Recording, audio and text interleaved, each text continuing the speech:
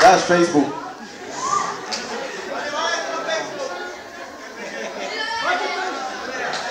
שתי דקות של שקט. תודה. אני פותחת את הקונדום מהצד.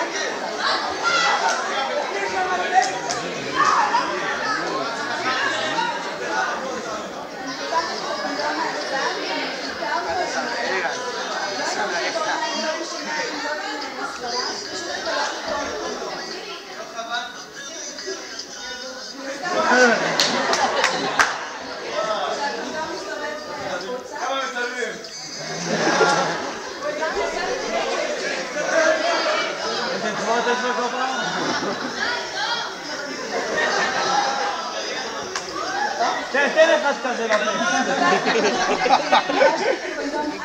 עד שכבר אין לי לאיפה להלביש, אוקיי? ואני מעבירה עוד פעם את האצבעות. למה עשיתי גם את התפיסה הזאת וגם אני מעבירה את האצבעות? פשוט כדי לראות שאין אוויר.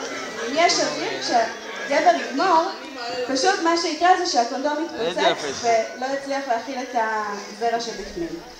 אנחנו מקבלים חסמים כאלה. עכשיו גמרנו, שנינו גמרנו ביחד, שזה רגעים נדירים, אבל תזכרו אותם. שנינו גמרנו ביחד, מה שאנחנו עושים זה שאני, בתור מי שחדרו אליי, לא משנה אם זה לנרתיק או לפי הטבעת, אני לא יכולה לעשות את זה. אני מבקשת מהגבר שלובש את הקונדום להחזיק בטבעת ולצאת החוצה. אם הוא לא יחזיק בטבעת, מה שיקרה זה שפשוט הקונדום יישאר בפנים. הקונדום פשוט יישאר בפנים, אם זה בנרתיק, אם זה בפי הטבעת, הקונדום יישאר בפנים, ואז הוא לא עשה את העבודה שלו.